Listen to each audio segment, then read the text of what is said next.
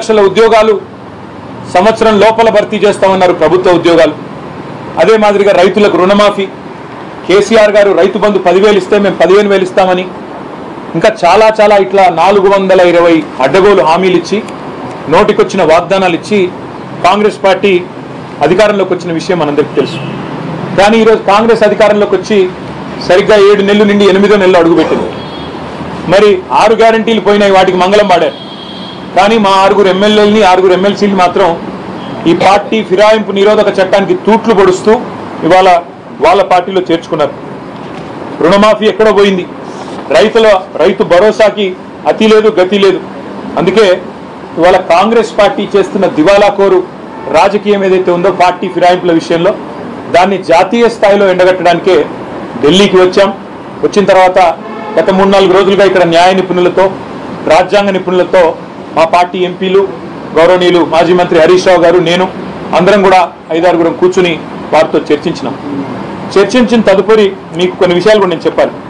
వాళ్ళు ఎంత నిస్సిగ్గుగా, ఎంత నిర్లజ్జగా కాంగ్రెస్ ముందుకు పోతుందంటే, ఇక స్వయంగా ముఖ్యమంత్రి Revanth Reddy Telangana CM gets AICC nod to induct more BRS MLAs అంటే, ఇక్కడికి వచ్చి వాళ్ళ అధిష్టానం అనుమతి తీసుకొని మరిన్ని ఫిరాయింపుల్ని ప్రోత్సహించడానికి రేవంత్ రెడ్డి గారు ముందుకు పోతున్నారు. అందుకే ఢిల్లీ ఎందుకు వచ్చాము అంటే, పాత్రధారి హైదరాబాద్లో ఉన్నారు కానీ సూత్రధారులు ఇక్కడ ఉన్నారు, ఢిల్లీలో ఉన్నారు. అందుకే ఢిల్లీకి వచ్చినాం. విచిత్రం ఏమంటే, ఇదే కాంగ్రెస్ పార్టీ ఒకసారి కాదు, హిమాచల్ ప్రదేశ్లో వాళ్ళ 6 ఎమ్మెల్యేలు పార్టీ మారి బీజేపీకి రాజ్యసభ ఎన్నికల్లో ఓటేస్తే వారి మీద వేటేయండి అని సుప్రీంకోర్టును ఆశ్రయించింది ఇదే కాంగ్రెస్ పార్టీ. వారిని అనర్హులుగా ప్రకటించండి వెలువెడుతున్నది ఇదే కాంగ్రెస్ పార్టీ.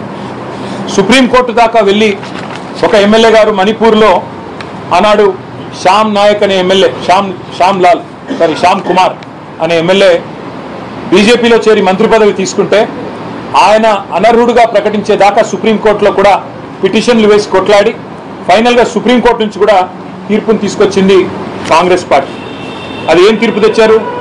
3 నెలలు చాలు స్పీకర్ గారికి, 3 నెలలు మాత్రమే కాల పరిమితి డిస్క్వాలిఫికేషన్ పిటిషన్ మీద నిర్ణయించడానికి అనేది కాంగ్రెస్ పార్టీ పిటిషన్ మీద సుప్రీంకోర్టు ఇచ్చిన తీర్పు.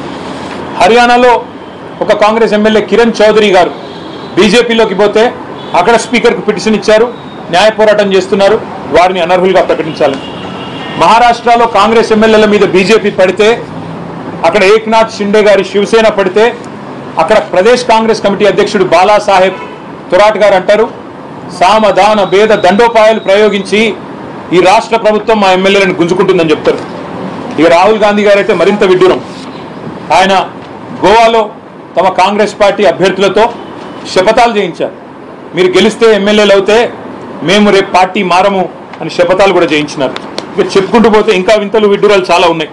ముఖ్యంగా ఆయన సిద్ధరామయ్య గారు, ఆయన అంటారు 50 కోట్లు ఇస్తున్నారు కర్ణాటకలో కాంగ్రెస్ ఎమ్మెల్యేలకు, బీజేపీలో లాక్కుంటున్నారు అని సిద్ధరామయ్య గారు ఆయన కూడా ఒక స్టేట్మెంట్ ఇచ్చారు. ఇది స్పీకర్ గారు ఇచ్చిన తీర్పు, సుప్రీంకోర్టు స్పీకర్కి ఇచ్చిన తీర్పు. Speaker needs only 3 months to decide. అంతకంటే ఎక్కువైతే సుప్రీంకోర్టు తీర్పును ఉల్లంఘించినట్టు అవుతుంది. మేము దానం నాగేందర్ గారి మీద ఇచ్చిన పిటిషన్ మార్చి 18 నాడు ఇచ్చాం. జూన్ 18 కల్లా స్పీకర్ గారు తేల్చి ఉండాలి, తేల్చలేదు. మేము హైకోర్టుకు పోయాము, హైకోర్టులో ఇవాళ ఆ పిటిషన్ విచారణలో ఉంది. హైకోర్టులో న్యాయం జరుగుతుంది అనే బలమైన నమ్మకం మాకుంది. ఒకవేళ జరగకపోతే తప్పకుండా సుప్రీంకోర్టుకు వచ్చే ఆలోచన కూడా మాకుంది. ఇంకా విచిత్రమైన విషయం, రాహుల్ గాంధీ గారు ఆయన పార్టీ ఇది హైదరాబాద్ వేదికగా, తుక్కుగూడ వేదికగా జాతీయ మేనిఫెస్టో, కాంగ్రెస్ పార్టీ యొక్క జాతీయ మేనిఫెస్టో న్యాయపత్ర అనే పేరిట తెలంగాణలో ఆవిష్కరించారు. అందులో ఏం చెప్పినారు?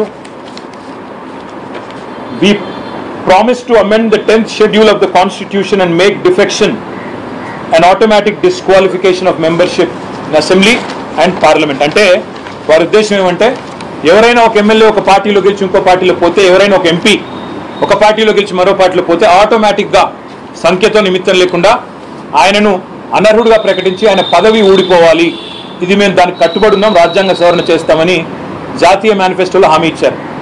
రాహుల్ గాంధీ గారికి నిజంగా కూడా ఆస్కార్ అవార్డు ఇవ్వాలి.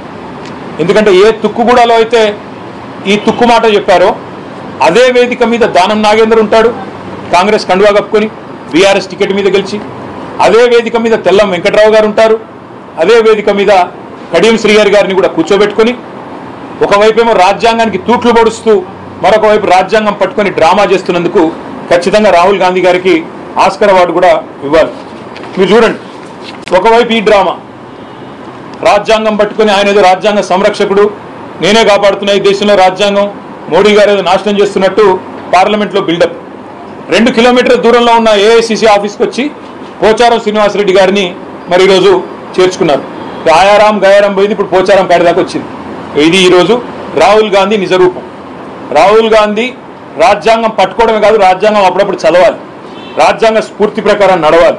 అదే మాదిరిగా ఇంకా విచిత్రం, అసలు ఇవాళ ఒకరు కాదు, మా ఎమ్మెల్యేల ఇళ్లకు పోయి ఒక్కొక్కరింటికి ముఖ్యమంత్రి స్వయంగా పోయి పోచారం ఇంటికి, ఇంకా కేశవరావు గారి ఇంటికి పోయి ఎమ్మెల్యేల ఇళ్లలో పోయి బతిమలాడి భయపెట్టి వారికి ఏమేమో ఇచ్చి, మరి సిద్ధరామయ్య చెప్పినట్టు 50 ఇస్తున్నారా ఎక్కువ ఇస్తున్నారా మాకు తెలియదు, మేము ఆరోపిస్తలేము, సిద్ధరామయ్య గారు చెప్పిన దాన్ని కోట్ చేస్తున్నాను నేను.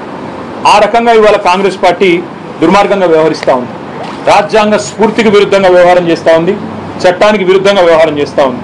అందుకే తెలంగాణలోనేమో న్యాయపత్రం అంటారు, చేసేది మాత్రం అన్యాయం.